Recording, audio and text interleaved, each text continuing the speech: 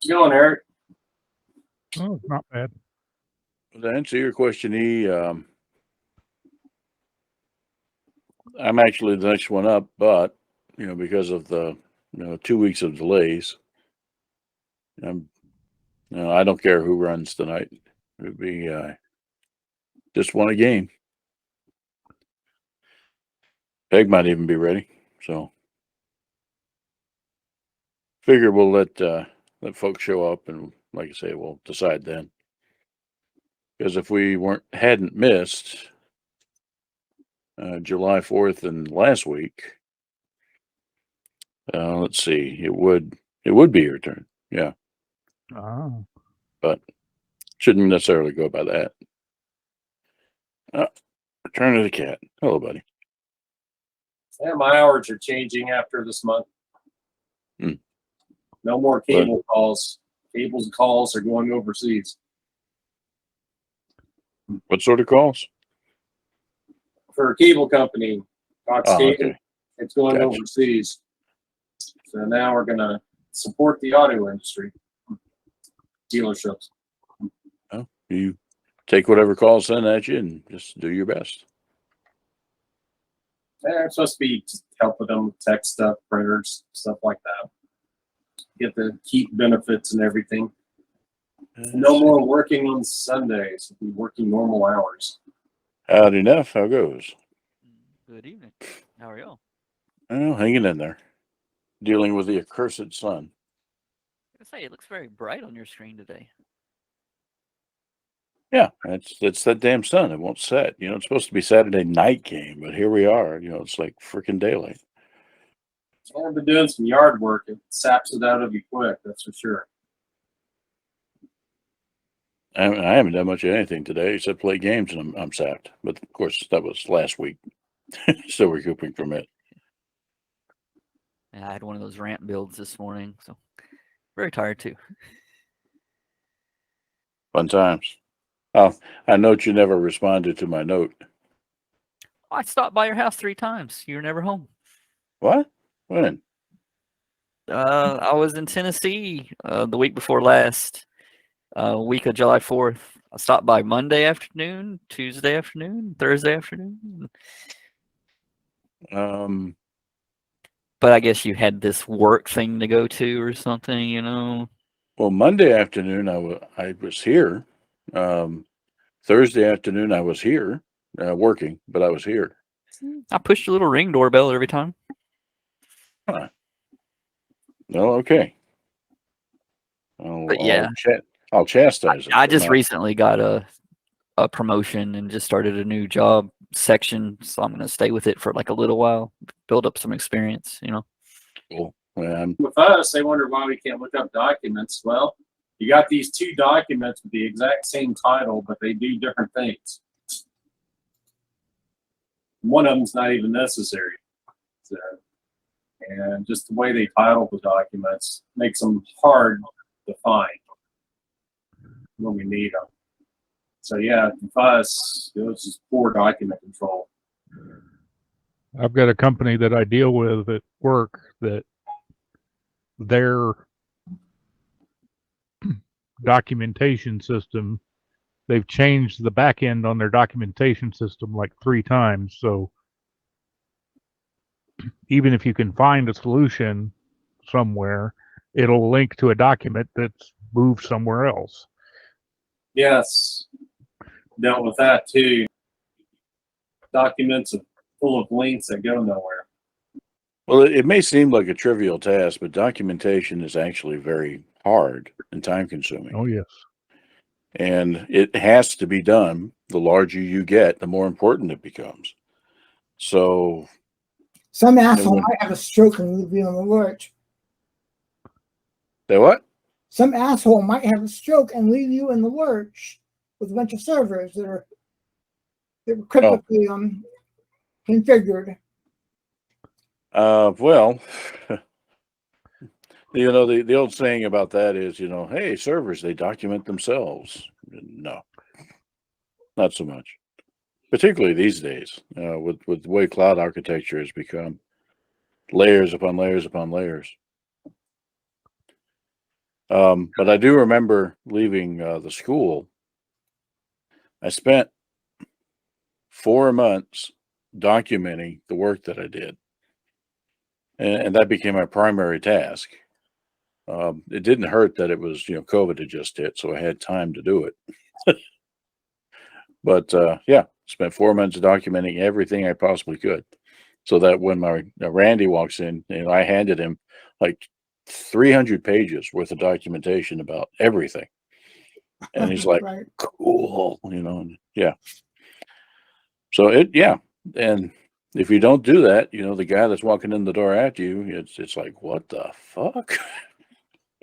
What Yeah. is this guy thinking? That's true. Oh yeah, that reminds me of another story along the same lines. So worked for a while as a developer at a mortgage company. Uh, that part but I became good friends with the team I was working with. It was to the point that we would go out to lunch together and stuff like that. And not terribly social, but better than acquaintances, I think. So after a year away, I wanted to see how they were doing. So I called them up and said, "Hey, you guys available for lunch?" I said, "Yeah, hell, come up." They'd moved offices. There was a whole thing. So went to the new location, very snazzy, beautiful. The new network engineer there proudly opened up a new closet with switches, and they were all clean and newly wired, that sort of thing. He was just ecstatic about it. But then while I'm chatting with the team, this fellow walks in and comes up to one of them, says, "Hey, who's this guy?" "Oh, that's who you replaced. He wrote all those scripts that you're working on." I have never been stared daggers at in my life, but he did that. He just stared at me like he would kill me with his looks. "You're the guy that wrote that?" That's Yeah. fine. And he just walked out. So yeah. I was going to say, if you do too good of a job documenting, it ruins the tradition of blaming your predecessor, right? That's right. It does. It does. Absolutely. Because the guy I replaced, and this was the other part of the joke, Michael Milam. So, he brilliant guy. I mean, I saw his work and it was just, hey, this is awesome, right? But there's some parts that it's just, what the hell are you doing, man? And I went through and did all that. But the thing is that it had become such an entrenched part of the overall system that they used to call it the Milam scripts. So, Matt, what are you working on? I'm working on the Milam scripts, and everybody knew what I was talking about. So sure enough, now this guy's working on the Kemp scripts. That damn Kemp guy, yeah. So I'm having to do some scripting at work, and it's tearing my heart. I haven't worked on any actual Perl programming in at least 5 years. you're pretty good at it, man. I remember back in the day. Well, howdy, see how's it going? Oh, all right. We have picked up an Elizabeth for the week. Oh, excellent. Hey, Yeah. Krista just got called in, of course. Of So course, yeah. She just left. So Elizabeth's watching cooking shows in the other room. Gotcha. And howdy, Mr. Peg. Howdy. How goes? It goes good. Well, we have our quorum. The question is, what game do y'all want tonight? I think probably we're all ready to run. And it's my bad for bowing out last week, but that doesn't necessarily mean we have to do Traveler this week. So we'll leave it up to you guys. What do you want to do? I will say Peg was irate because he brought both a cat and a daughter on the screen at the same time, and you weren't here for it. What? I don't believe Oh, it. Unless you took a she picture. actually, I she saw was- she was- mirrors and smoke, so she was actually reading the weather there for a little while. With the cat? The daughter. Thor was very animated last week. Yes, she was. Oh, wow. Mr. Traveler. Okay. That's one for Traveler. Let's see.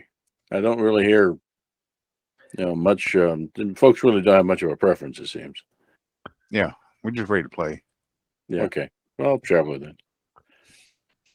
All right. So let me dig in there. Come on, man. I've started using straws. Hey, okay, you take care, Dave. Yeah, take care. Al. Good, See good. you. I've started using straws in my drinks, and the cat's like, "Hey, it's something to play with." Mm. Like, man, I'm doing it, so I have this problem where I forget which drink I'm on. I'll open a fresh one, and I haven't finished the one I'm working on. I've done that. I got about 2 more hits off this one. I'll have to get up and go get another one. Yeah. Okay, he's off. Let's see what we got here. Ah, good. Okay. I think. It takes me 2 weeks to go through a 2-liter. And I usually drink a 2-liter of the meal. Yeah. It didn't last long. I usually go through like a 12-pack of diet drinks, not beer. Before we get Well. started, did you see the news about Roll20? No, what's that? They're partnering with Drive-Thru RPG, and you'll be able to directly integrate your assets that you purchase on Drive-Thru RPG into your games on Roll20. Thank God. Nice. I hadn't heard of the other one. Drive-through RPG.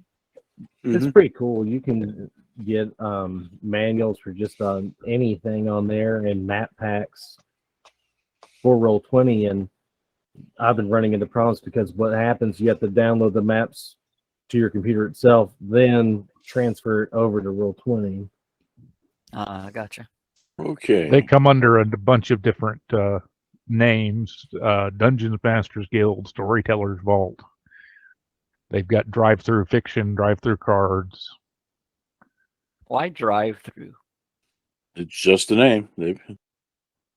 Somebody in the middle of the night woke up and said, "That's what I want to name my website." Chicken and waffles. That's it. Yeah. It's spelled Drive, THRU.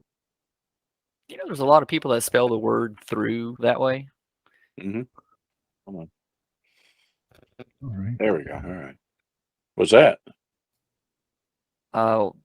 My company put out a policy warning people not to have it installed on anything that is used on the company network because apparently the FCC put out a report talking about how it pretty much it's like a key logger and everything. You know, Oh, the amount of God. data it collects is insane. Okay. Yeah, And that's not good. it's owned by a Chinese company. What's this? Social media, TikTok. TikTok, right?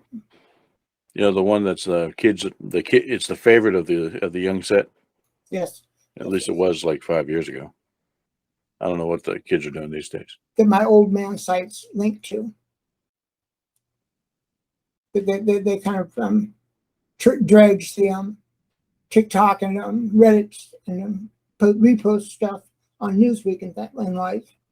So I have seen some TikTok content, but it's been routed through it, pre-digested. Well, I don't think I'm qualified to describe the appeal of it. I just don't. I don't get it myself. All it is basically is short video messages, and people can do whatever in the few seconds that they have. They might just talk. They might dance. They might do other things. TikTok is expressive in that it's video, not written at all, and that seems to appeal to a generation that never learned how to write. That and a very short attention span. What? That and a very short attention span. What? Yeah, precisely. All right. So I think we have everybody's kind of wandering in. So would somebody present? I guess we'll do this. Oh, hold on a second. I've already been a little skippy this evening, so it better not be me. Yeah, Give me just a second. I'll get it. It's taking longer than usual for mine to load. Well, heck, you can just, when we get the presentation going, that's that. Yeah.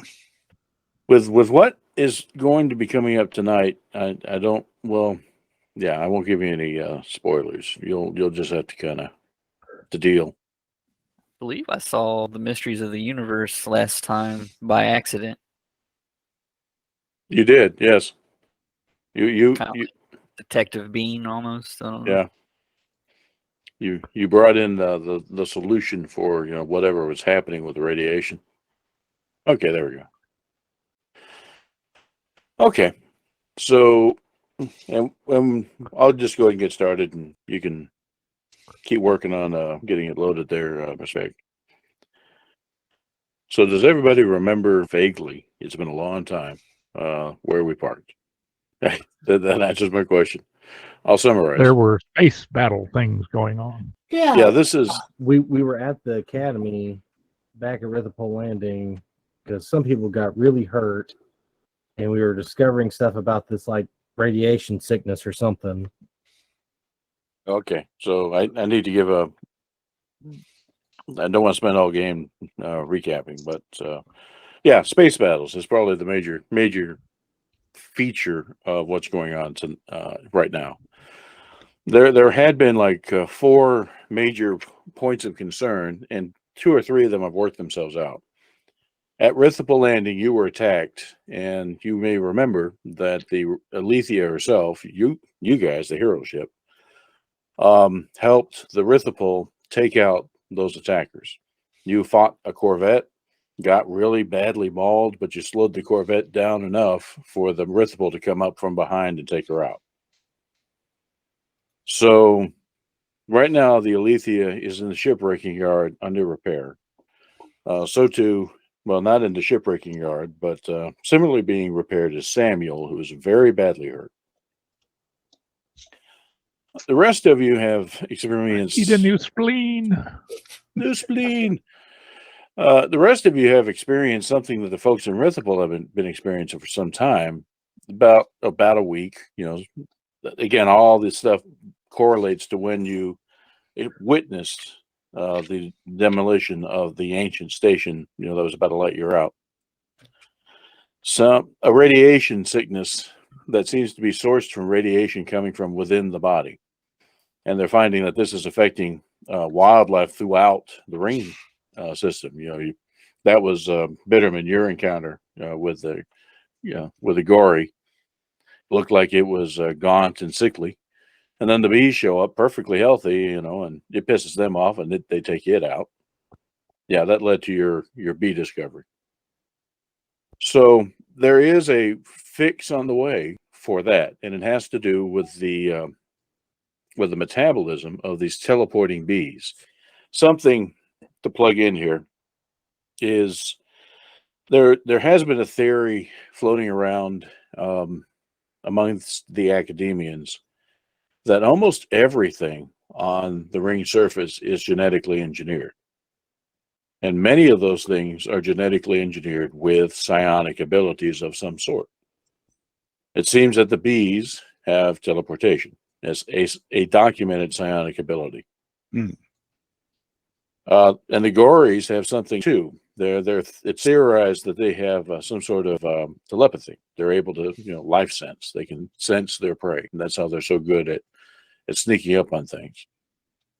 And you remember that one kind of wallaby looking thing that always faces towards danger, no matter what, the most dangerous thing, it too has some sort of telepathy. Hmm. So a lot of the fauna, along the ring, it's minor. It's not overwhelming, but there's something there, there's psionics in play. And that somehow, whatever the bees are doing, how they're manipulating space and time through their teleportation ability impacts this honey that they're making, and the honey can be processed and a kind of a suppressant derived from it. The body consumes sugars. If you replace the sugars in the body with a sugar that can't degenerate in the way that other sugars have been, then you have suppressed this radiation sickness, whatever the cause of it may be, which is still a mystery. So that's the cure, and it's rapidly being spread out throughout the colony and the people and the shipbreaking yard. So, within very quickly, because it's lethal, what's happening, we can handle short bursts of radiation. We can handle some cancers, and it's the far future. What we can handle is just constant low-level radiation that you cannot escape because it's you that's degenerating. Yeah. So this was important. So 3 cheers to Bitterman. That's what's going on the surface. Now, in terms of the battles, Battle 1 we talked about. Battle 2 has finished, and that was the battle around the Yord Hall, the big tanker. Point here is the Yord Hall's plan had always been, if trouble's coming at me, I'll just jump. So why are they running? They can't jump. That's another thing that's started about a week ago, is nobody can enter jump space. That battle turned out positively for you guys. You ended up capturing 2 of those interceptors. One of them was badly damaged. One of them was barely damaged because it actually reached the Yord Hall, but the defenders managed to repulse the attack.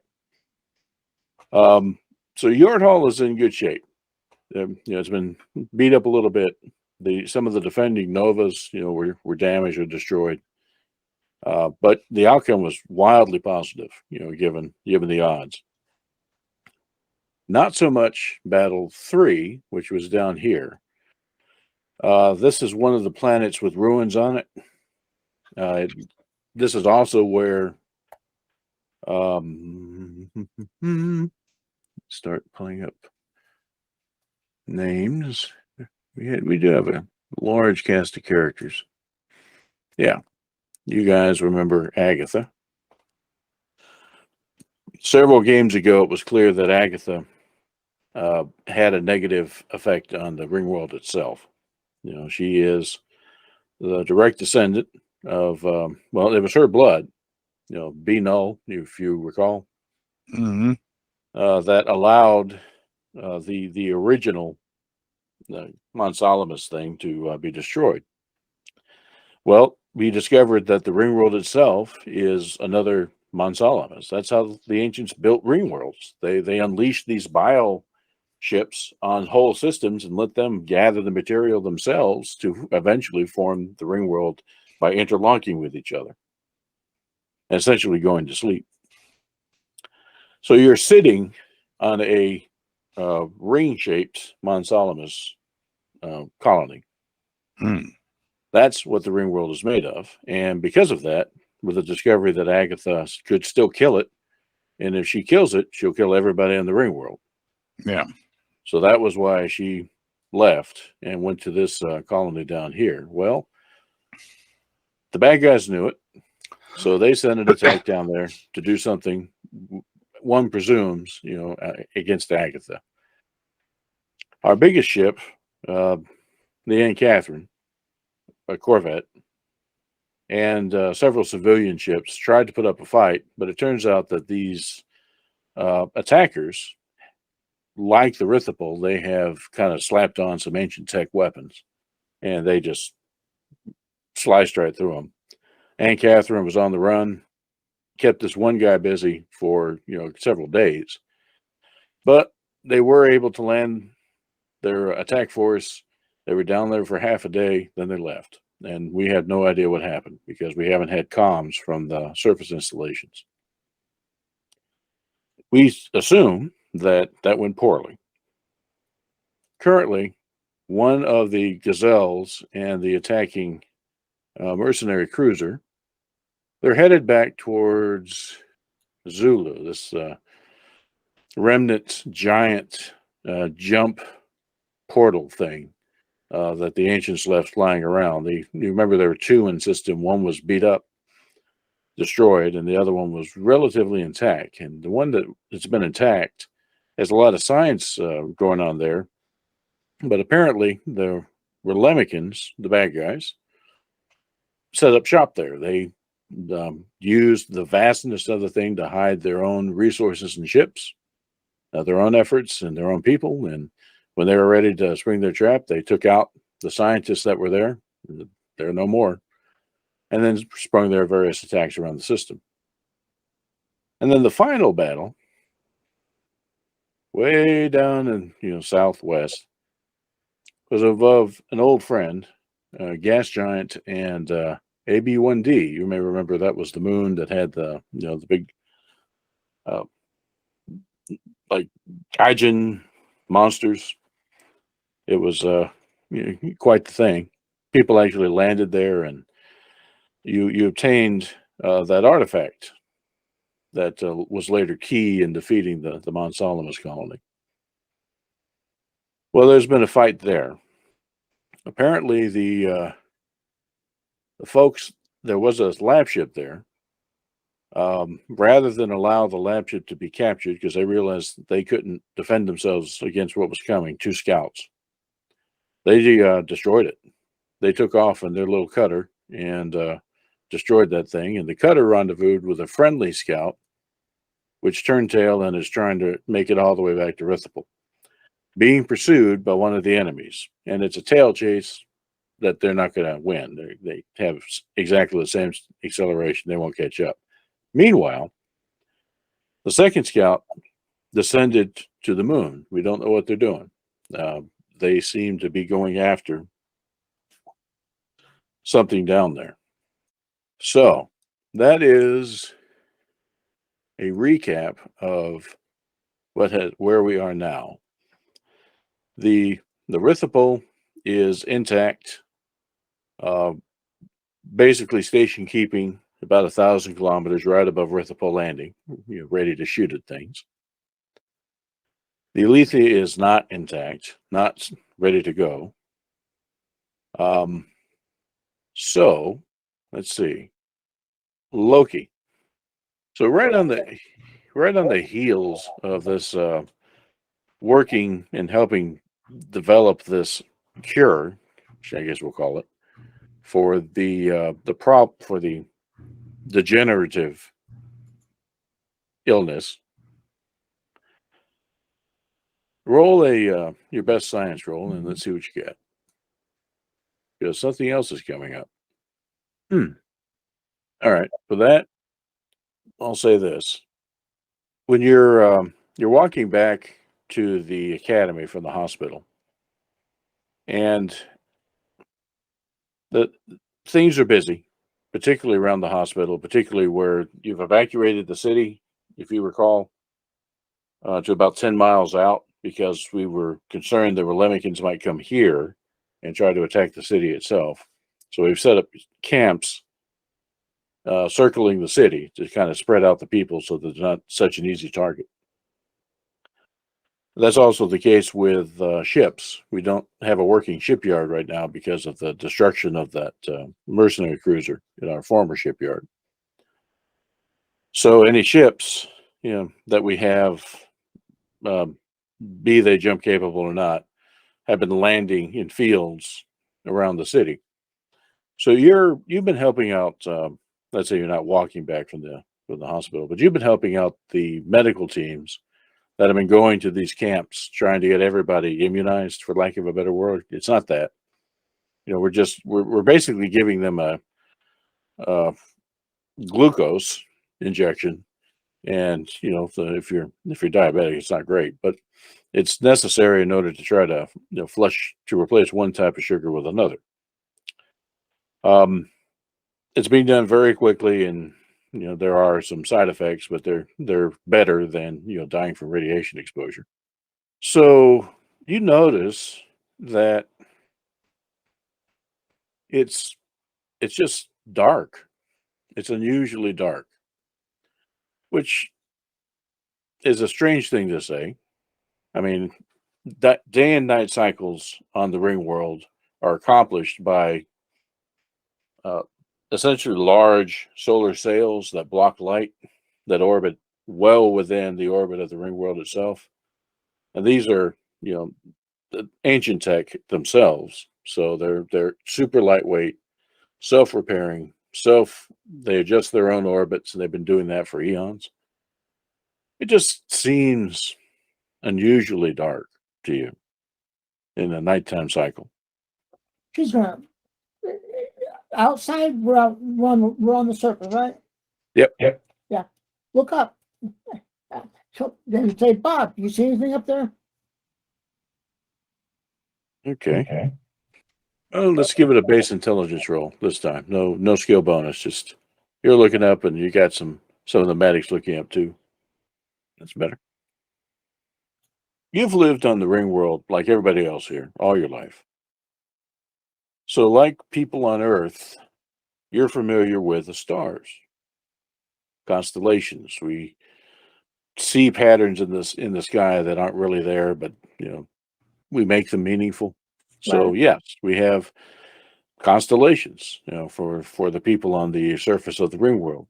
So, and it makes it easier to kind of identify stars of note, our closest stars. Interesting thing about the ring world is you're in the rift. So the sky is brighter noticeably, at night on one side than the other. Because over here you have a many, many, many light years of nothing, almost. Very, very few stars. And then you have this arm right over here. And then you have the Milky Way behind that. Right. The stars are all where they should be, but dimmer somehow.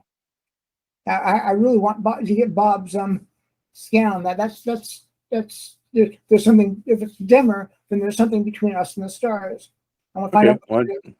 why don't you roll for Bob then? Saying Bob doesn't have any particular skill, so if you have something like an intellect roll, Strength. Okay, here we go. that was 12. He rolled 2 6s. Okay. Bob says redshift detected. Guys, we're moving. Well, hang on. Redshift detected in all directions. We're shrinking. Growing.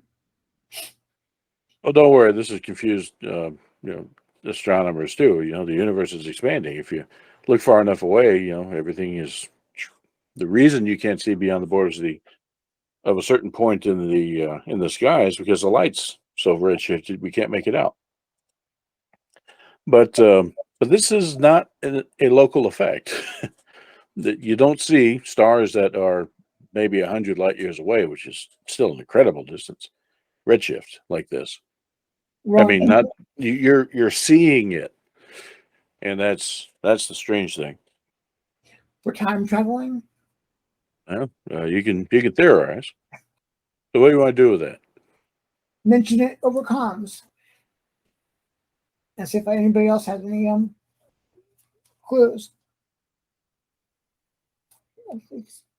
Okay. Well, you reach out to some folks, and that eventually reaches the rest of you in your various places. Right now, again, let's see. Anna is, well, we'll say Anna is with Loki and that team that is working in the camps. John went to the shipbreaking yard, probably working on Eliethia. See, Virgil is probably in the capital, hounding Dante. Trying to get a handle on what the hell's going on out there. And I'll have something for you in just a moment that's shocking. Sam is definitely out of it, but Jane, it can be anywhere you want. Where do you want Jane? Because it was indeterminate. No, you're muted there, E. The question is Sam stable? He is. He's still in the hospital, but yes, he's stable. They thought, though, he was bad enough off, they're not going to move him out of the hospital. Janice would then be, what would Janice be doing? Janice probably is at the hospital just helping out where she can. She's not a medic. She's not trained in anything. But there's still a lot to do, people to move, and a hospital doesn't necessarily is not always made of just nurses and doctors. It's never made of just nurses and doctors. So yeah. Gotcha. And then Bitterman is wandering in the forest. We'll say that you, in order to get to the forest, you have to get to through one of those camps. So we'll, for convenience sake, say that you're with, in shouting distance of Loki and Anna. Yeah, as if I would need to shout for some reason. Well, you got to calm down. I'm just saying that you're hearing about this, redshift, and you look up, yeah, it is kind of dim. What the hell? You hadn't noticed it. You hadn't really noticed it yourself, because you're just like, this is good stuff. I mean, you got a whole backpack full of honey, Don't let it go to waste. And let's see, Sid is probably with John working on the Eliethia. So word gets to all of you about this. Hey, the stars are shifting color. So you can all kind of peek out a door, a window, look up. And indeed, for some, it's easier to notice than others. I mean, we'll say that the Varg there have a different vision than humans. I think damn near everybody else here is human. Janice has no idea what that means. Yeah, and Janice it'd be hard to notice because you're in the city. Janice and Virgil, because the lights of the city would kind of drown out the effect. But if you're out there, where there are no lights, then yeah, it is noticeable if it's pointed out. But for Virgil, now they're not going at each other like they were when you first walked in, but it's still, tense, heated discussion about how to proceed. The priority, I think, of most of the council at this point is to get our ships that are still out there to safety. Now that we have these battles, for the most part, have played out, let's get what we have and get them under shelter. We don't know what the next move of the Lemikins might be, but we need to prepare for it. And now Dante, always the one to want to, I'm not going to wait for the Lemikins. I prefer to go after them now. But the trick is, as you pointed out, what is a constructive way to do that? Not just rush head in, take the Arithipol and charge at the station and then be bushwhacked by whatever's there. So you guys are there and you hear this call and some confirmation starts coming in. There we go. You're there when Dante takes a call from flight control, basically the space traffic control, for the area, tracking all of our ships, trying to get in contact with everybody, account for where they are.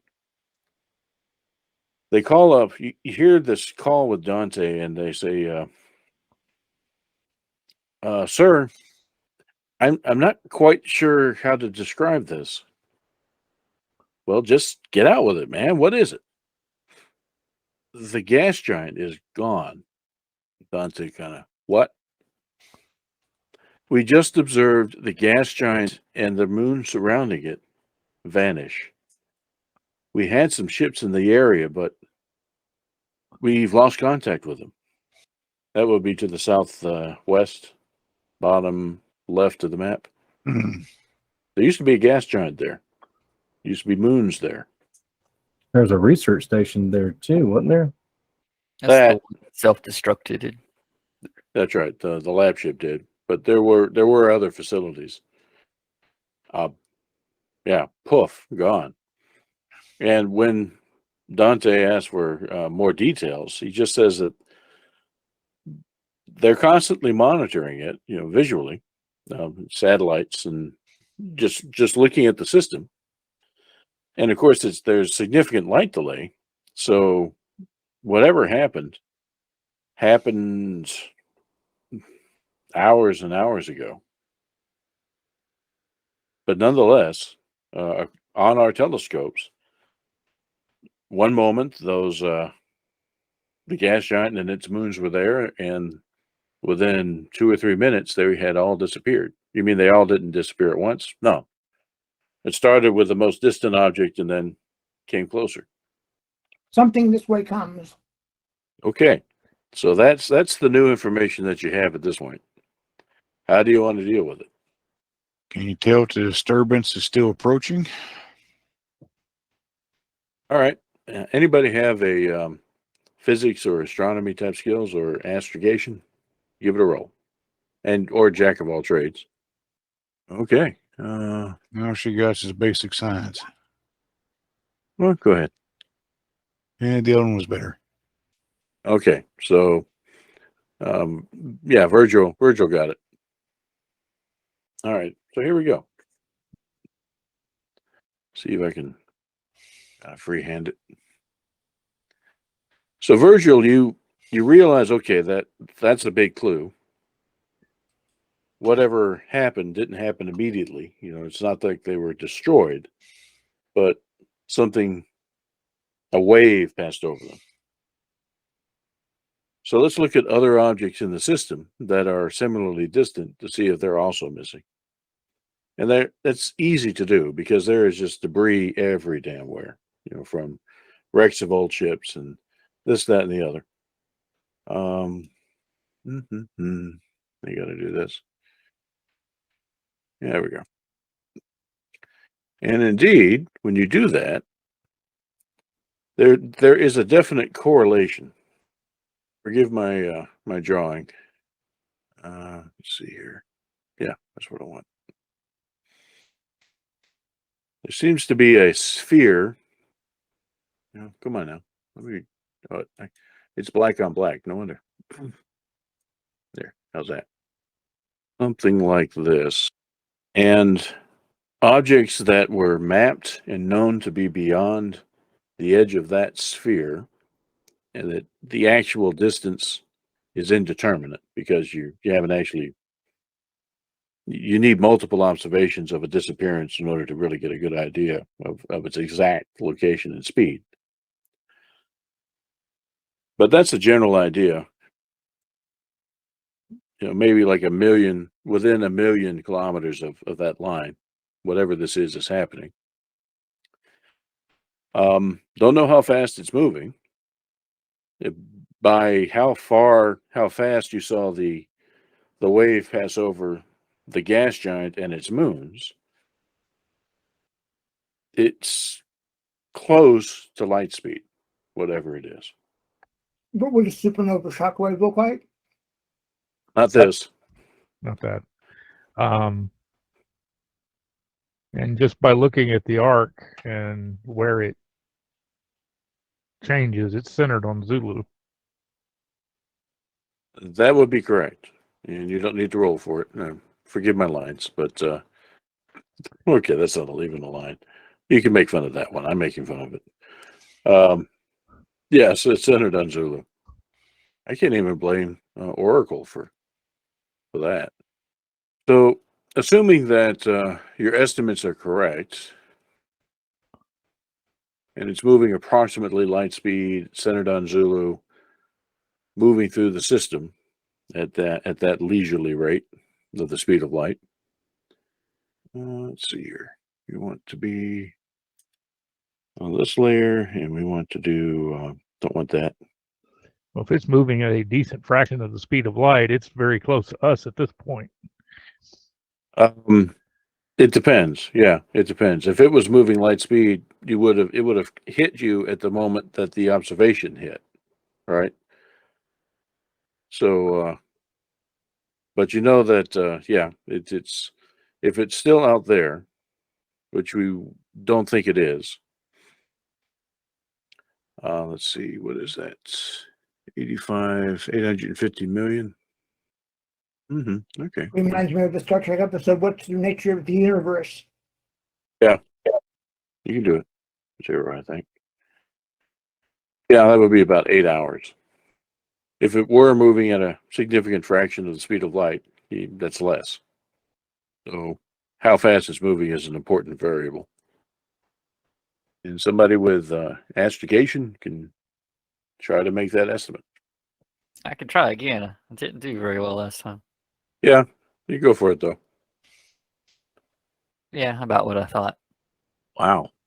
You think you think it's going super luminal, man? That Yeah. thing's booking. Oh, man, we're in trouble. Yeah. Well, Loki has a better base, but you rolled higher than she did. Well, you can try your astrogation again. That's what I'm saying. Okay. To determine the rates that this thing's moving. You did observe it, crossing across the gas giant and its moon, so that should give you some sort of estimate of the rate.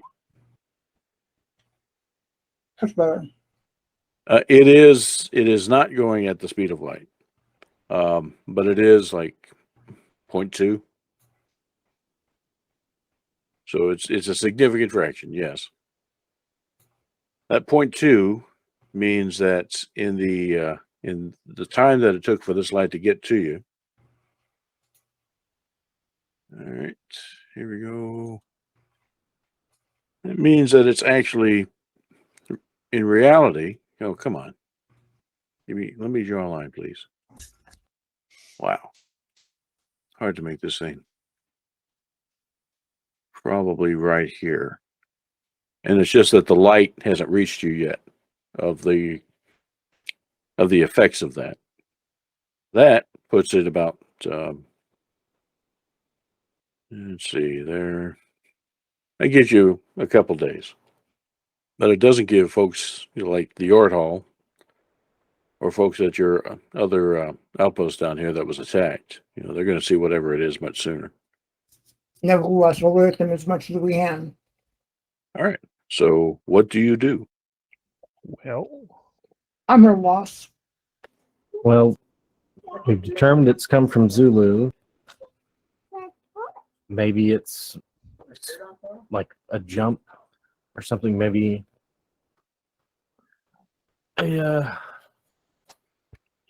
some sort of device on there that drew out and is drawing back in toward them. It's centered on Zulu. It's centered on Zulu. That's into Zulu. Okay. Let's see, folks. Science rolls, if you have them, and jack of all trades if you don't. Oh, so It's out to you. Oh, wow. So Anna and Virgil. Okay. So, yeah, Loki says, well, it's centered on Zulu. Well, what's going on at Zulu? And so you have satellites looking at Zulu, but now they direct more resources just to get better resolution. I'll describe it and then talk about maybe what's happening. So over the past week, you've seen Zulu active. There's some sort of light emanating from the tube that is this giant station, right? It was basically a hollowed out cylinder. And the theory was that rather than jump individual ships entering jump, they would create a jump field that was everything inside the cylinder, and just everything in there, poof, went into jump. Think of it as a portal, not a cannon. It didn't project the jump field, but things inside went someplace else. Well, it's been active in that there's been light, but you can't see right down that tube because it's not facing you. But it's clearly something's going on. There have been pulses that have happened every couple of days. And when you start focusing on the activity, you do notice that those pulses, the interval between them is getting shorter and shorter and shorter. It started off like thing fired up about a week ago. 2 days later, there was a pulse. Then instead of 48 hours, maybe 40 hours later, there was a pulse. And then maybe 36 hours, there was a pulse, right? And so that the interval is getting shorter and shorter exponentially. The distance between them gets much shorter as each pulse goes. And as you're looking, you don't need a magic roll to see this, but yeah, the pulses are currently like just about 6 hours apart. It definitely seems to be reaching some sort of limit. Pretty soon there won't be enough. The pulses will be, it'll be like flicker, flicker, flicker, flicker, and then something happens. It pings the universe. So the role is to measure a couple of things. The energy output of those pulses is enormous. I mean, well beyond what even a large station back in the old Imperium could produce. That's not a surprise. I mean, this is an Ancients, tech level 25 to 30 sort of thing. But it's still difficult to believe that the energy density that's pouring out of that thing is coming from some power source within. So, Virgil, jack of all trades, you're like, okay, well, what else might be powering the thing? Oh, skew a little and look at the planet. There's something going on the planet below. The planet below is not the most hospitable place. There's apparently the ancients had settlements there, facilities, but they did not have cities on that planet because it just wasn't nice. But that said, there's activity on the planet that hasn't been seen before, and it only really started in the past few days. That activity is hard to see, clouds, weather, but it definitely correlates with the pulses that are going on up in the upstairs. So they're siphoning the planet. Yeah, is there a way to see the mass of the planet? Oh yeah, I mean it's well mapped. You've had Rithipal's had 100 years to map the thing, so bring it right up. And when you overlay the observations that you're making on the map, there's what you're seeing is lights and bursts of energy coming from known facilities all over the surface of the planet. What those facilities were for was kind of a mystery, but now that you're seeing them do something and the timing of it, it's pretty clear that they are some sort of energy producing mechanism, or at least an energy transfer mechanism.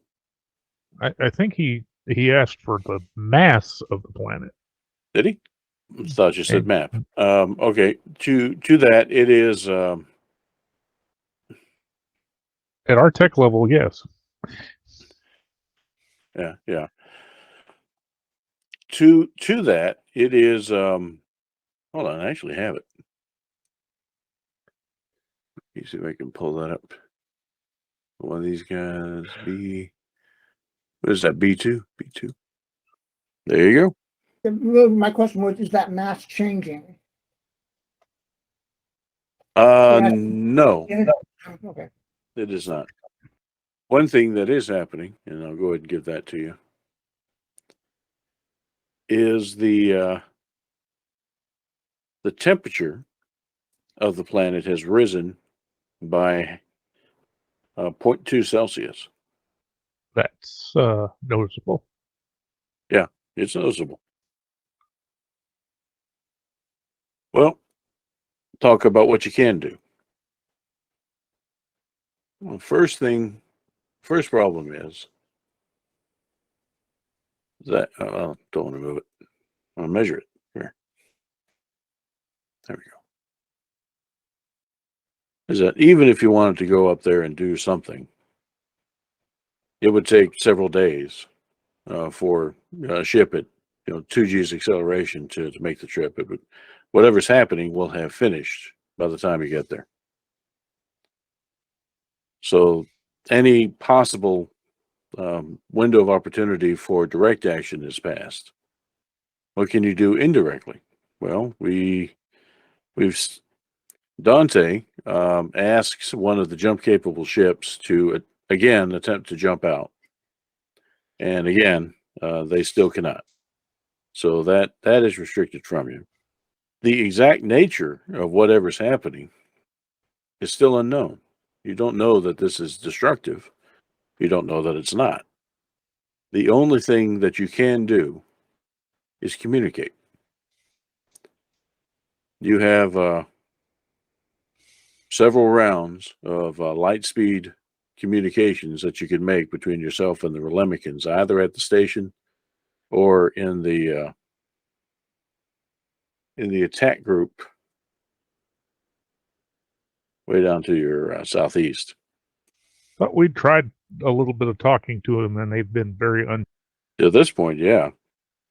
But that was before, the stars turned red and planets started disappearing. Hey guys, what are you doing up there? You're making things all wibbly. So a vote for communication. That's about all we can do. Agreed. We can ask them what they want. Or what they're doing, Dante says. If they even know. There's no sense in causing further panic amongst the people. If there's nothing we can do to protect them for whatever this is, get them in ships, jump away, whatever, then they don't need to know about it. He looks around at the other council members, looks at you, Virgil. Any objection? None here. So, yeah, the council sends a communication to both the remains of the attack fleet down there and towards Zulu, and pointing out the situation as it stands. They surely have noticed themselves by now. What are their intentions? What do they want? What have they done? And how are they going to stop it? That message is going to take a few hours to make the round trip. So in the meantime, Somebody go ask Eliethia. go ask her what?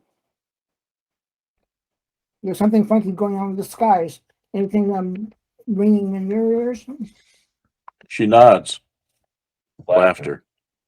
And I'm hearing myself through your speaker. She can, she has a sense of Relemica. He doesn't know exactly where he is, but has a sense of him. He's that powerful. And she thinks that he's just delighting in this situation. As for the thing itself, no. One thing about psionics is that it is restricted to light speed like everything else. You don't necessarily get, I felt across the systems sort of thing. People can't teleport across, from one side of a planet to another without serious repercussions. There are limits. So this thing that's approaching, she can't sense anything more than your satellites can. But it's not as though that there's a thing there. It's just it's physics. Whatever's happening is physics. Put a check mark in that box.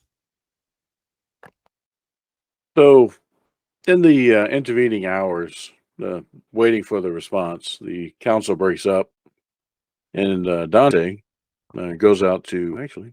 I don't have the park up anymore, and you recall I'll look at it myself. There we go. Yeah, that park that was in the western part of the town. You folks went there to speak to Miles Standeth, the fellow that was executed. That helped you out before the attack on Earthful Landing began. The city's pretty much abandoned at this point. only emergency personnel, some of the medical types traveling to and from the hospital. The academy is still fully staffed because they're trying to figure this out. So that means that he's out there alone, not looking up at the sky, just looking at that seat that he knows that his predecessors sat in and discussed the fate of the city not a few days ago. So he kind of shakes his head. I'm no good at this. The Countess, John, I'm no good at this. You built this city. And here I'm overseeing probably its destruction. Oh, I think you're the best choice to run this city right now. And he turns around and sees Virgil. Gives him a dour look. I'm the only choice. I'm the only one that took the job. Yeah, but you're a survivor, and you've seen this before. I kind of. He just looks at you and says, The original people that built this colony, that banded the survivors together, are just about all gone. It's you and just a handful. And you're the only one that knew how to fight and fight dirty and fight to win. And that's what we need. I don't know what else is happening. I know as much as you do. I'm stuck right now. I don't have my ship. My crew's off doing other things. My pilot is recovering on and off. We don't know what will happen with him. But all we can do is survive. when you fight dirty. There's always something to fight against. This is like grasping at water. He finally sits down. Let's face it, we were just lucky back then. We had a lot going for us. We had a whole team of the top minds in the subsector. You call me a survivor, you call me a fighter. I was just there to keep the crew in line. And the guy that was best at it, we named a mountain after him. Kowalski points over at the spire. He got killed in that fight. Maybe I'm trying to understand, and I don't need to. Maybe I'm trying to grasp something that's bigger than all of us, and I shouldn't even try. There's only one thing I know how to do, what to do, and it's going to hurt a lot of people if I do it. Well, what's that?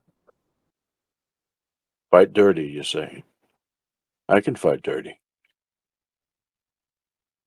Well, that's what we need to be doing, is fighting dirty. The time for being civilized is over.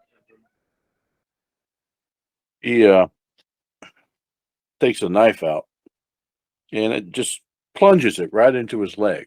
Remember, cybernetics, right? And runs it down, peels back the pant, peels back a little bit of the cyber flesh. It's oozing a bit, but he can't feel it. There's a compartment in there. He pulls out 4 vials of blood. We figured out what your mother's impact on this planet a long time ago. I mean, I say we. Washi figured it out. Man was a genius. So, just in case, I've been keeping this all these years. The only thing I know how to do, the only thing I can do right now, is create something that might be able to fight against this. Because this is its element. I can convert the ring world back into a Mon Salamis colony. I can destroy it. Mhm. But if I do that, then he just waves around it all at the city. All gone. If we don't do anything, it's probably going to be all gone. We're losing ships. We have no idea how outnumbered and outgunned we are. We are Yeah. literally backs against the wall. Nothing's really off the table in my book. All we need to do is make the appropriate preparations, inform UNA's. You'd like that name? We need to inform them, gather what we can resource-wise, and shoot for the stars. Well, Loki wants to said that she wants that to be the last option, destroying the reading world. You know, everything else moving forward. That All right. Grandson, you make Old sure man. these people. You make sure these people are safe. Find ships, get them off. Every last damn one. And I'll do what needs to be done. And he stands up, doesn't even bother with his leg, and walks off towards in the direction of one of the camps where that there's some ships parked. Hey, old man, He stops, doesn't turn. you weren't always there to be my grandfather. I don't blame you for that. But you mean something to this colony. And I will ensure that what you do is remembered. And he doesn't turn, but you see him hang his head, particularly when you said about not being there. And he nods. So all I can say is put that sword, that gladius you have, to good use. I'll make sure everyone gets off the planet. And you can't see it, but there's kind of a smile on his face and says, "Oh yeah. Oh yeah. Somebody's going to be feeling the sting of this thing, and it won't be all that long." And he walks off. Virgil kind of stands there for a bit, and he quickly gets back to the council building. He's looking for, he's trying to gather people up because we got to move quick. So, leadership. And what do you want to tell the rest of the group? Because they weren't there privy to that conversation with you and Dante. And so I lay it all bare. He's going to sacrifice himself to revert the ring world back into a Monsolimus, which will destroy anything that's on here. Anyone that's left on this ring world will die. Most likely him and any creatures here, the Priss, the little cat bees, everything. This will be gone. And he's already on the move. I don't know how much time we have, how little. I don't have comms with him.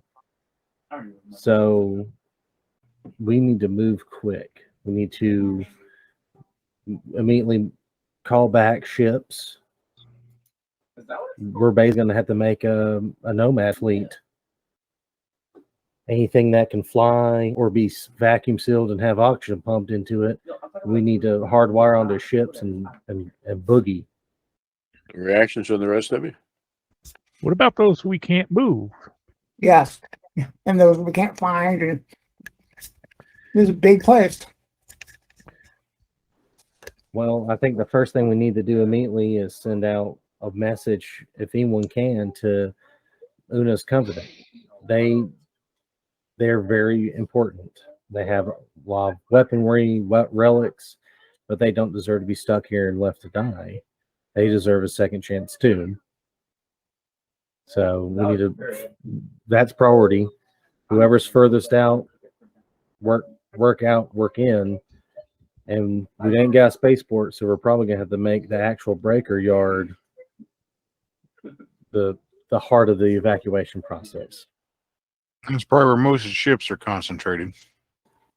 We can only work as fast as we can with what we have, but I mean, we don't have to have big battleships. It can be just little things that carry a few people at a time. We'll work out the rest as we go. And we stick everybody up there in tiny cargo ships. And what happens when the Relimicans come along? What happens if the Relimicans come along and we're still here? And it's not the ring world hasn't reverted. Our backs are against the wall. Our backs are literally against the wall. They keep bringing in more ships with big weaponry, ancient tech. We're running out of our own ships. I mean, we're kind of at a desperate moment. And the plan is load everyone up and move enough away to where the Relimicans are the ire of Solomon's wrath, not us. I mean, what can we do? We can only capture so many of their ships. We can only sacrifice so many of ours. I mean, what can we do? And with that heavy silence, the calls begin going out. Yeah. So Bitterman, you had moved on from the camp and were entering the forest when you get a call, instructing you to return immediately to the nearest One camp. call, I'm standing there spinning around in the forest with my birds, happy. Things couldn't possibly get any better. It's nice out here. Then the phone rings. Then the phone rings. That's right. That's why when you go on vacation, you turn off the phone, right? And hopefully, I'm not suggesting Bitterman do that because that would be bad. But yeah, you get that call to return immediately to the camp. We are evacuating the ring world. There's no other way to put it. They just tell you. Why are we evacuating the ring world? Do you remember the old sci-fi movie Running Silent or Silent Running? I do. Can we do that? Yeah. Save some of my forest. Yeah, and in fact, We're you can gonna have insist. to. How are you going to feed your people? Yeah. I need 5 droids that will tend to the guard. Bob, come We're here gonna- real quick. We need food supplies. We might need some Pris, but we're gonna have to take as much as we can, and that may include taking fauna with us to ensure we have food and supplies, oxygen in some of these ships. The more useless members of the crews can feed Pris. Exactly, you're catching on. That's right. So what? Roll something. Let's see how successful you are in grabbing stuff on the way back. Not bad. Okay. So yeah, between you and the Pris, you make a really good, roundup team. It's hard to call the Pris a herd dog because she's way overqualified for that. But when it's clear what you're trying to do, you're not trying to kill everything. You're just trying to move it along. She gets the idea. And so you start, yeah, pretty soon you bring in a large number of herd animals and have collected some plants and such and seeds on the way. You didn't roll 2 6s, so we won't give you the full, Messiah coming in with birds on your arms, sort of effect. But nonetheless. No mosquitoes. Those bastards can die off. That's right. We don't want them. All right. So how about the rest of you? Anything? Once this call for general evacuation goes out? Any particular things y'all want to do? I imagine John's working on trying to get ships together. Yeah. Loki's, I'm trying to putting whatever ships we can together. Okay. Mechanics, engineering. Well, Pretty since good. I've been helping out at the hospital, I'm going to go back there. And Jack of all trades from Janice and Anna, a medic's role. All right. Because there's some guy that really should not be moved, along with other patients that you're going to have to move. Oh, wow. Oh, well, okay. Hold on. What is that? 10? Oh, yeah. Those are both great. Okay. So yeah, Janice, you heard this, and of course it's like, wait, Sam, can't they wouldn't move him before? What the hell are they talking about? So you're going in there. There's a lot of activity and confusion, and yelling, amongst the ICU types. They're trying to figure out how to safely move him, and you're not very satisfied with the discussions they're having. So Anna, you're there. You show up.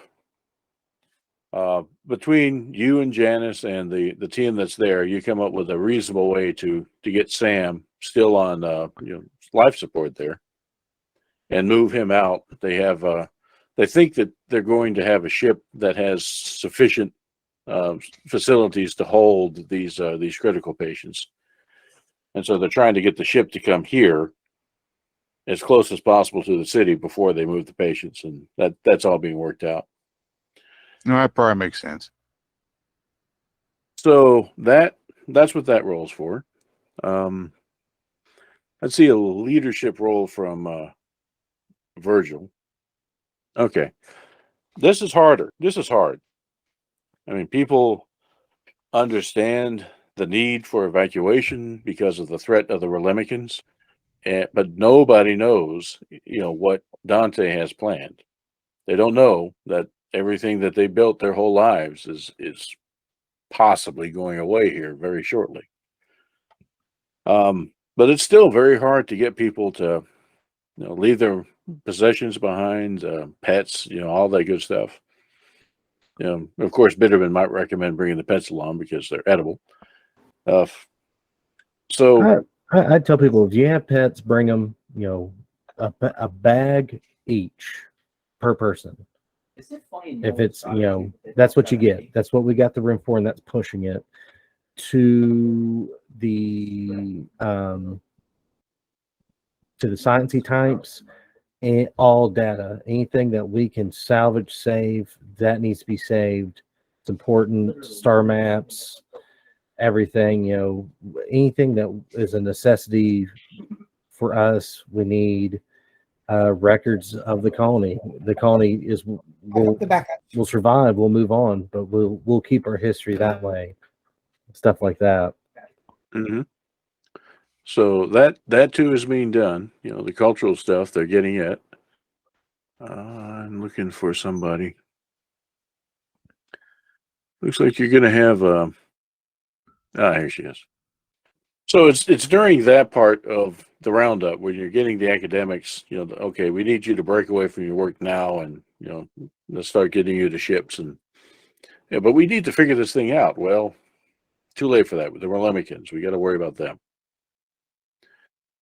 As you walk into Zoe's office, she's standing there leaning on her cane, looking out over the city, which is, still lit. It looks like it's perfectly peaceful out there. And turns as you walk in and gives you an uncharacteristic smile. Young Virgil, please come in. Virgil laughs when she says young. So, I'm not young anymore. You are to me. And she turns away. This isn't about the Relemicans, is it? She nods. It's more about Dante. Virgil will kind of walk next to her, and Dante he had vials of my mother's blood, and he's going Takes a deep breath. And he's going to use it to revert the ring world back to Monsalmus. He doesn't know how to do that unless. Oh, yes, I remember now. It is possible. She looks over at you. No, I know what he hopes to accomplish. This isn't about the Relemicans. This is about Zulu. Yes. That man. Well, thank you for telling me. And then she returns to her seat and sits down and starts pulling up satellite observations. I'll continue working on the field, trying to figure out what's going on. Keep you updated. as to how much time you have and what's going on with the ring world. You won't So- have those facilities on the where you're planning on going. Someone will have to stay here to keep up the flow of information. Am I to assume this will be our last conversation? Don't assume anything. But if it must be, then so be it. You've done well, young Virgil. Well, I hope to see you on one of the ships at the end of all this. He nods, and I've had far more life than I deserve. That doesn't mean that I wish to throw it away, but I don't wish to see it thrown away for others. So be careful with the artifacts that we've collected. We don't necessarily know what they all do. Well, if what Una told me half is true, I'm more worried that I'm bringing them along in the first place. Yes, I am too. Go on, you've got work to do. She shoos you out of her office. And Virgil will actually tell her goodbye. He'll close the door behind him very softly. And we'll leave it at that. So let's go back here. All right. You get a response from the fleet, but not from Zulu. The fleet, an Aslan, who presumably is in command there. It's kind of hard to tell because they don't necessarily have uniforms. You know, they're not organized. They're very ragtag. His response is simply that your death will be celebrated. We, on the other hand, have other places to be. So there it is. That seems to imply that the Relemikins think that there's going to be a certain outcome to all this. They're not nearly so concerned as the scientists are about what's happening throughout the system. But the fact that there's no response from Zulu, similar gloating or otherwise, kind of puts a question mark on that. My thinking is they're going to teleport that whole structure, destroying this entire system in the process. The Relemikins, the objective of their first attack on Rithpal Landing was to take the population as slaves. They have no particular concern for the survival of people of Rithpal Landing. Okay, so those that are working on ships, John, Loki said, roll an intelligence roll. Okay. So yeah, Loki and John, you get this. Sid is like, give me a hammer. Right. So over the course of a day, this evacuation effort's been churning out, and the way it works, as you get ships ready to fly, they fly off to wherever they need to go to pick people up, and then fly back, kind of at a makeshift at the primary starport that's at the shipbreaking yard, but it's filling up, so they have to have makeshift facilities nearby to get them fueled and trimmed off. The thing you notice first over that time period is that when it comes dark again, the stars are gone. Just a black sky. You didn't see that during the daylight cycle, but when it comes night, yeah, it's just nothing. You don't see the Milky Way, you don't see the stars. It's not redshifted, just gone. But there is something that Loki and John notice that's a little strange. The stars are gone, but there still seems to be some sort of light, ambient light. You're not sure the source of it, almost like it's coming from everywhere. So, you care to science that? It's magic. It's an ethereal glow. Yeah, do a run sensors on it. Okay. No, give me a science roll. And And my physics. oh, okay. Actually, you're damn. Okay, yeah, just science the hell out of it. Not so much. Okay. Well, but between the two of you, you're on the Eliethia, and you've got sensors up, kind of up and running. So it's, hey, this is a great thing to test. Click. What's going on? The Eliethia confirms that the source of the light seems to be ambient. It seems to be coming from everything. In fact, the more massive something is, the more light it's emitting. So it's the ring world itself that seems to be glowing faintly. The reason for that is a bit of a mystery. Not sure. But as you're observing that, the sensors give this to you for that roll indicate that there are stars in the ultraviolet. They're there. You can't see them. So I guess we're phasing. The Ultraviolet or infrared? no, I said ultraviolet, and So you're they thinking blue along the right shifted. lines. Yeah, this is blue shifted. This is the opposite of what was happening with the stars before. Roll an astrogation roll. That'll be you, Loki. You can do that. They're not the same stars. The constellations you've been familiar with your entire life are gone. These are completely different stars. And they're everywhere. You remember having basically a wall of stars on one side of the sky and then nothing on the other because of the rift. But now you got stars everywhere around you, and they're all in the wrong places. And they're not visible to people just outside because, again, they're all terribly blue shifted. Let people know and try to run astrogation again to find out where we are. It's going to be hard. Let's see what you do. You don't know. It's going to take time. You think if you had enough time to work the problem, you could figure that out. Because you have star charts from the old Imperium.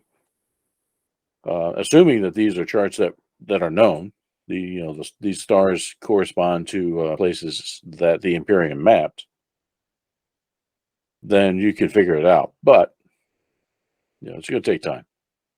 So you pass that on. So that means the rest of you have that information now. So we have moved. Loki thinks that you've moved because of the blue shifted new star field. So it almost seems like my little theory was correct. It almost seems like Zulu's trying to basically shift everything here somewhere else. He's gonna damn well try. So everybody roll an intelligence check. Oh yeah! Wow. Well, they just completely missed it. Loki got an 11 up there. Well, Okay. Well, for that, I'll give you a strong hint. Actually, you have heard that somewhere before, not from the Relemicans, but something about the system, the entire system, the way that the ancients made and distributed ring worlds. Oh, Eliethia. can Okay. we call off the demolition of the ring world?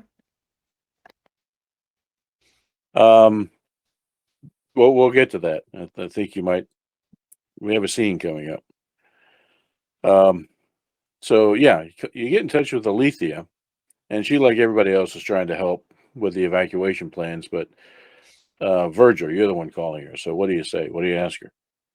You had said you have knowledge of the ancients, correct? He nods. Okay. She's a little less hesitant about the subject with you than before, but yeah, she nods. Okay. So here's the situation. There's a satellite rig teleporter right now that has essentially caused us to shift in time and space. Our star charts are not recognizing anything we're seeing with red shift, blue shift. Right now, something is occurring. There's something about the ancients and how they place these ring worlds, correct? And she gets a little wide-eyed when you say that. Yes, there is. The researchers I was with would talk about what they thought were a series of stations. They had never actually found one, but I believe the one that was demolished last week was one of those stations, and their purpose was to encompass the entire star system in a jump field and move it. Hmm. Because when it comes to ring worlds, often where you want to deploy it does not have the local resources necessary to safely make it. You can't just, you probably are aware of how destructive those things are, and you can't just unleash them in a colonized area. So you have to build it in a place that doesn't have much risk to people and facilities. And when you do that, when you're done, you move it. That's how the ancients built these things, because they could. Okay. Well, it seems that Relimikin, whether he thought it could do it or not, is essentially everything in this system is shifting with him. Whatever he's doing on this station, it's wrecking havoc. Well, my understanding was that it's not these portals that were part of that process. It was the stations placed outside of the system. But it is possible that maybe he's done something to those stations. He's found some of them and activated them. We only managed to destroy the one, but maybe there were others. But I don't know how that ties into what's going on with the Zulu station. I'm kind of getting a feeling that this was almost a attempt to recreate that. Instead of being a jump gate, it is essentially a field to just teleport.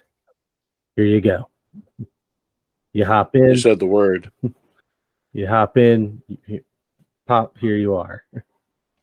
Shazam! Pretty much. And he's siphoning off a planet right now to fuel this thing. And whatever he's done to it, it's not teleporting what was ever inside of it, but it seems it's teleporting with everything outside. She nods, and then if that's the case, then we just have to write it out. We don't know where we're going, and we don't know if we're going to get there in one piece.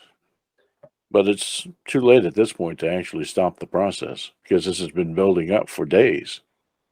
Fun fact, this ring world may not be a ring world for very much longer.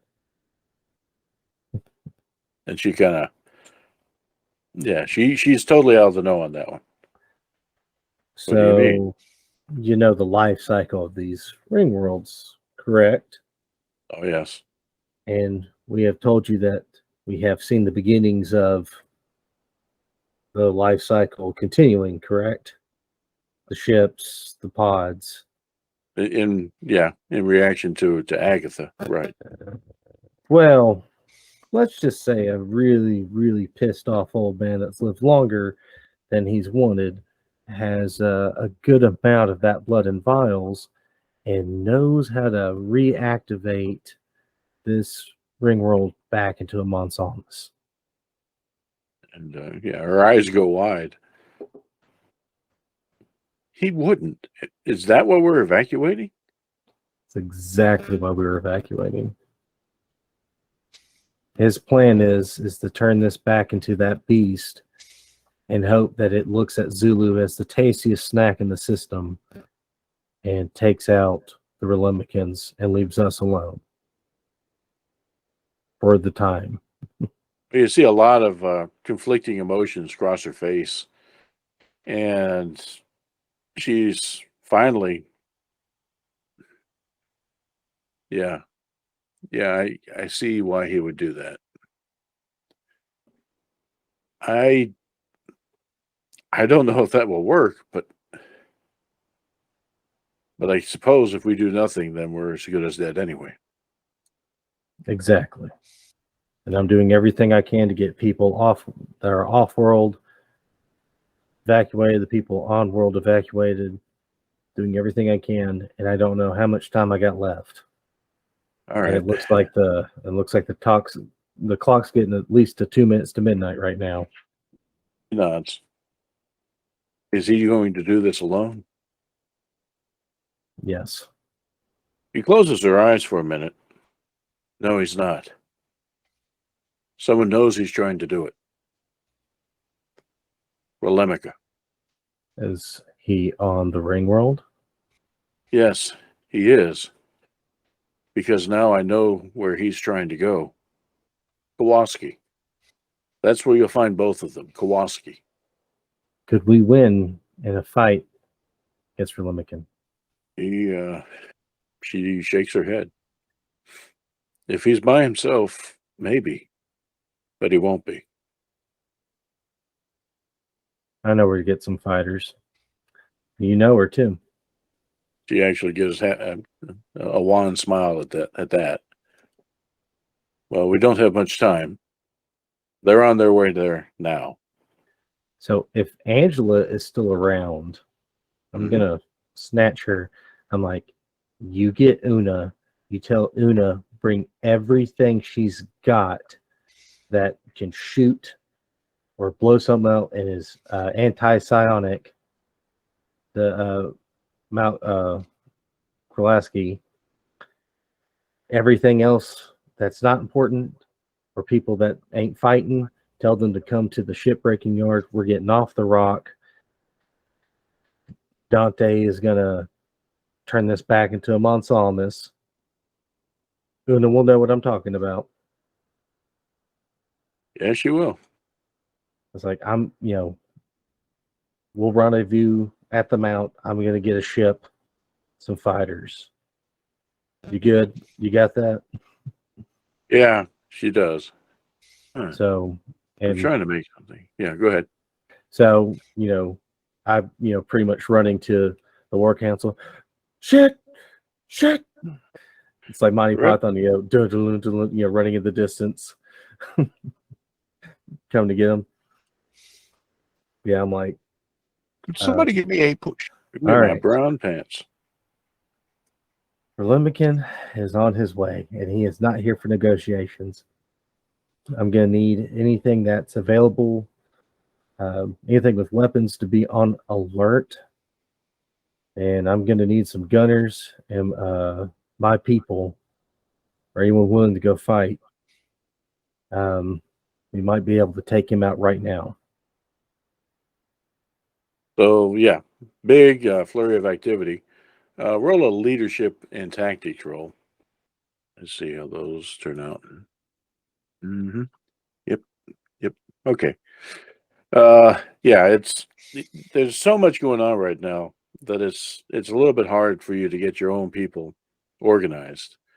It's hard to get shuttles. That shuttle's already full with people that are being evacuated. Okay, try to stop this one over here before people start getting on board. That sort of thing. So it takes you some time to get all this together. But when you do, you have a pretty significant force. And yeah, Jan, the same thing. I'm helping. It's just the dice. Oh, hello. That's not what I wanted. Let's see. Didn't mean to drag it out there. So I've been trying to convert a picture into a copy to folder, copy to library. Maybe that's what I want.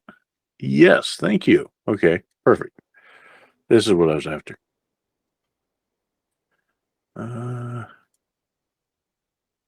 Or not. Yeah, it's not. Okay, I'm going to do this real quick. I need to show you a picture, and it will explain many things. So the gang Does that mounts mean up. you need me to stop sharing? Oh, you're fine. You're good. You're good. You're good. You're good. I'll take you there when I have it ready. So the gang gets loaded up.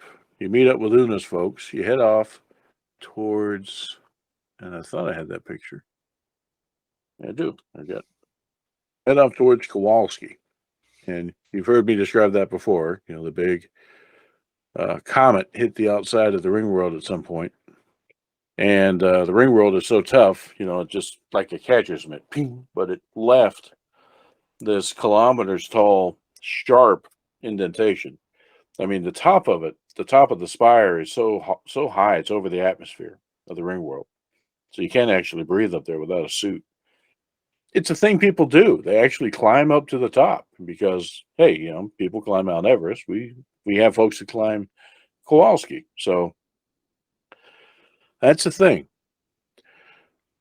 As you're traveling towards Kowalski in flight, and we'll assume that you got the whole crew with you. Somehow you even got Bitterman and the press. We go back to where you're at. You're looking at the stars, Loki, and you see that they drop out of ultraviolet into high violet. They become visible, Right. and they're becoming noticeably less blue. I mean, as minutes pass and you're in flight, you know, heading to where you need to go, and you've got some theories about why that might be, and I can show you why that might be by drawing a line. At this point, the sphere of effect surrounding Zulu is about to cross over the ring world. I set a timer, a countdown, so when it's going to pass. And won't make you roll for it. You know, you've been observing this thing for, you know, a day or two now. You figure that you have about 5 minutes. And as that countdown goes down and you're beginning to approach Mount Kowalski, you realize that it's going to reach zero before you get to the mountain. Everyone experiences a blinding flash of light. Just a terrible disorientation. Loki, you hate jump transitions and being in jump space, so you reel over and start retching immediately. But that's kind of what it feels like to you. For the rest of you, it's the worst case of jump sickness you've ever felt in your life. Some of you have felt jump sickness to a greater or lesser degree, and it is defined as most people are great in jump space up to about 10 days if you go long, but then it gets bad. I mean, the description is that your skin starts prickling, and you almost feel like, you know, you just want to crawl out of your own skin. It's that very disorienting, uncomfortable feeling that hits. It's bad enough that the shuttle pilot is also affected by it. And, you know, when you kind of come to, Virgil, we'll say you're in the co-pilot seat, you notice that the shuttle is heading towards the deck. So again, one at the ring. It's a routine roll to just, you know, let's not crash. But the end result of that is a couple of things. The line of demarcation, whatever that was, has passed through your part of the ring world. You look up in the night sky and you see a sky full of stars. Never seen that before. Lived here your whole life, and that's not the sky you're used to. But there's something else, something darker that draws your attention. Those of you that happen to be looking at sensors at the time. The shuttle interlinked with other ship systems, and the ship systems are doing fine, by the way. With the other ships that are active and their sensors are looking around, trying to figure things out, indicates that a large group of ships has appeared, not terribly far away in terms of space. Actually, can I do this? I can. Yeah, there, and the sensors indicate that that fleet is turning towards the ring world. It wasn't oriented in the direction of the ring world before. It looks like it was thrusting in the direction of the, and now you can see them. They had not been destroyed, the gas giant and the core star, etc. But the Yordhall and its escort has been thrusting away, so they're out probably down here by now. And this large group of ships has been thrusting after them, catching up. But now that large group of ships has stopped, pivoted around, and looks like they're going to conduct a course correction towards the ring world. And here is what they look like. In the center of that formation is an old Imperium battleship, 350,000 tons. Surrounding it, heavy cruisers, light cruisers, destroyers, supply ships. A sprinkling of a kind of an odd mixture, because some of them are not old Imperium, some of them seem to be Solomani, some of them seem to be Aslan. There is significant battle damage to almost all those ships. And while they are actively transmitting your lessons learned from the Eliethia's interaction with strange ships in the black, yeah, those are black ships. No es bueno. Yeah, I need to send that alert to the shipwrecking yard, and to reiterate that to all ships out in the black right now. These are zombie ships that can cause your boat to blow up. And now they're coming after you. We'll pause there. Nice. Thank you. Oh, that's fun. Yeah. Big stuff happening in Traveler. Yeah. Good show, guys. Yeah. Well, thanks, guys. And next week, What do you mean? who's up? Who's up? Cyberpunk. Good. Cool. So we do Cyberpunk next week, and roll on. It's all good. All right. Cool. I will let Seth know, so he might show up. Yeah, a little bit more participation from Sed, right? He can speak out and say, "I don't want to shoot that. What are you making me shoot it for? I'm a peaceful cop." There's no such thing as peace in Night City. Exactly. He says, "Peace says." It's right. Ace is the name of his sidearm. Fair enough. See you tomorrow, Matt. I'll see you all go later. Now you have a pickup. All right. Night You all. have a pickup. I do. Okay, great. Yeah, I'll see you. All right. Good night, everybody. Thank you. Good night, y'all. All right. Be well, guys. Hey, Matt. Didn't catch it. Everybody too quick.